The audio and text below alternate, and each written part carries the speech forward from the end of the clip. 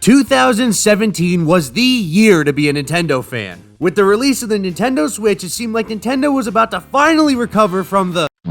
But not only did the Nintendo Switch itself look great, but the first year lineup was amazing. We got a brand new Legend of Zelda, a brand new Splatoon, a deluxe treatment on Mario Kart 8, and a whole new IP with ARMS. All of that was great, but for me, none of that was as exciting as...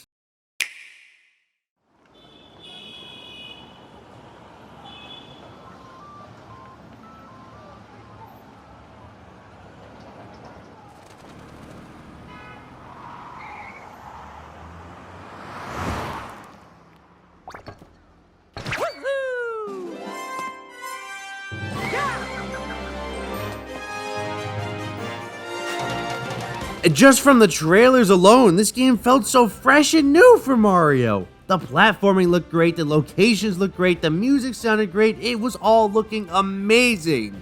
And it was set to release that same year on October 27th. From announcement to launch, the build-up and advertising for this game was one of Nintendo's best. Mario Odyssey was featured in the Nintendo World Champions 2017 as one of the final rounds. A demo of the game was made available at certain Best Buy locations, and there were many events letting people give the game an early shot. And each and every trailer highlighted how open and new this Mario game was. There was so much new stuff with the capture mechanic in the worlds. And this was easily the most fun I had waiting for a video game. I pre-ordered my copy as soon as I can, and the day of release could not come soon enough. And finally, Friday, October 27th, 2017 rolled around. I had my pre-order in the mail, and all I could think about all day was the game, so I rushed home ready to play, and then... Okay, look, yes, I was thrilled about Mario Odyssey. It was all I could think about. I had never been more excited for anything else in my life. But being the way that I am, going on dates is not a normal occurrence, and if I remember correctly, that was like my second date ever at the time. But let me redeem myself. The whole date, all I was thinking about was Super Mario Odyssey and how I couldn't wait to get home and play it. No offense to her, I was just really excited for Mario Odyssey.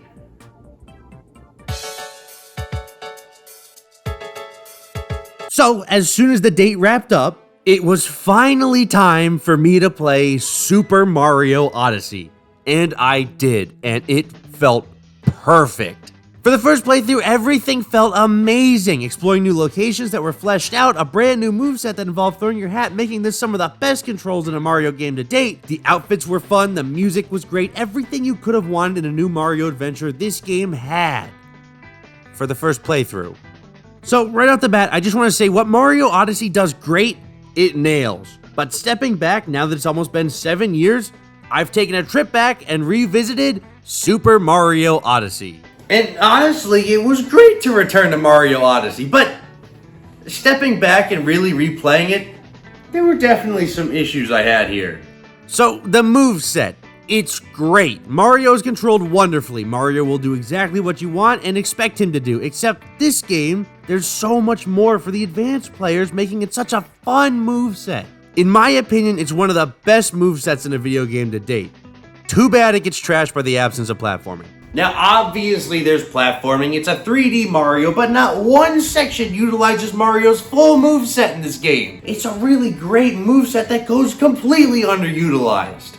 Most of Mario Odyssey's locations and areas are just flat, with the occasional area of platforming. This game sacrifices platforming for exploration, which in the end it all boils down to preference.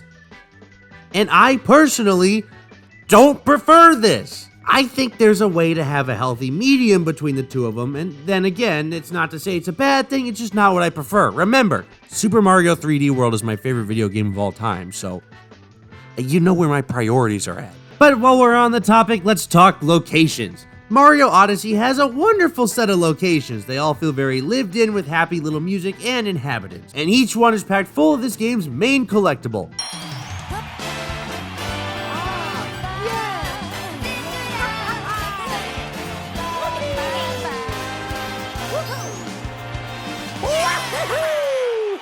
Power Moons.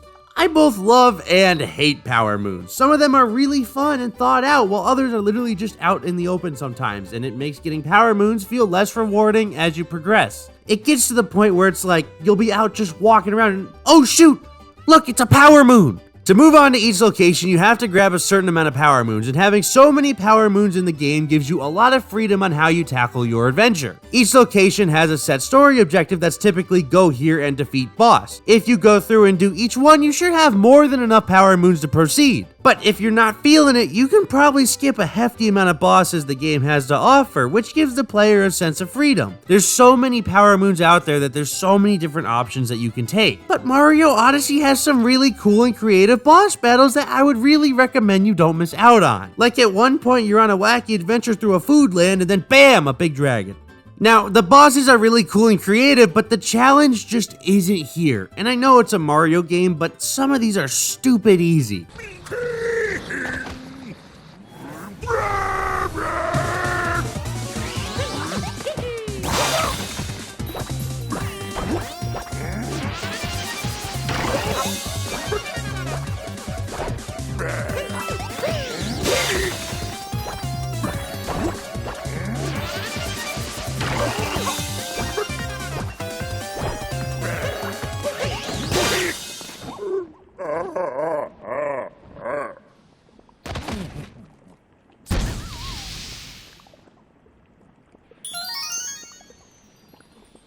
Not only, as I said before, the platforming is really easy and more exploration based, but the bosses are even easier, and that's saying something.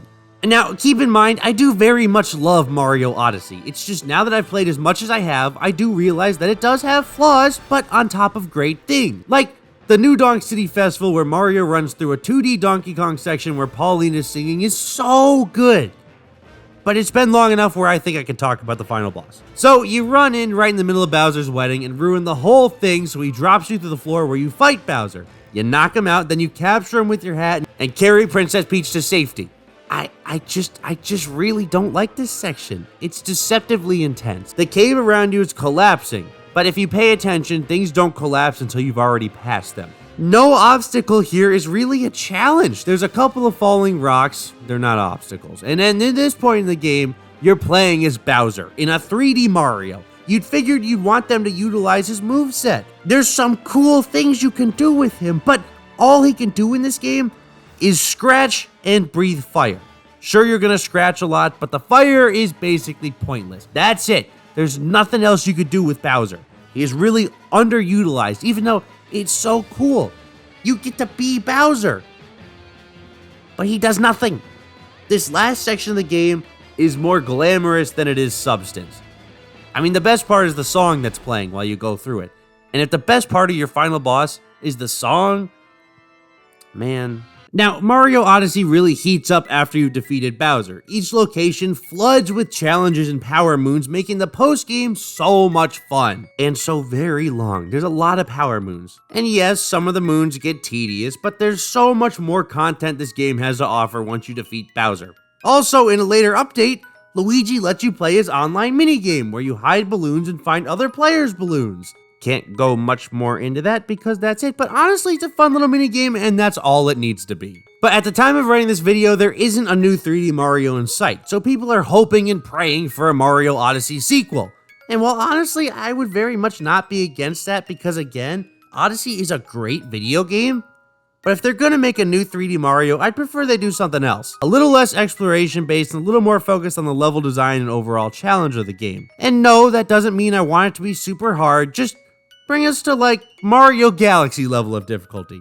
It wasn't mind-numbingly easy, but it wasn't stupid hard either. It was the perfect middle ground. Now, I feel really bad complaining about this game as much as I am, because it's not a bad game. No, far, far from it. It's an amazing video game. It does the capture mechanics so well. The exploration and locations are great, and the music is so good. The new characters like Cappy are great. Like, who doesn't love Cappy? Cappy's great. Oh, and not to forget the amazing moveset. It's been over 5 years, and I figured it was enough time from launch where I could safely talk about the flaws I see in this game. In the end, I love Mario Odyssey. It's a great video game, and I know, I just complained about it for like 10 minutes, but step back and look at those complaints. A lot of these really boil down to preference, so what I may not like, you might love, and that's great.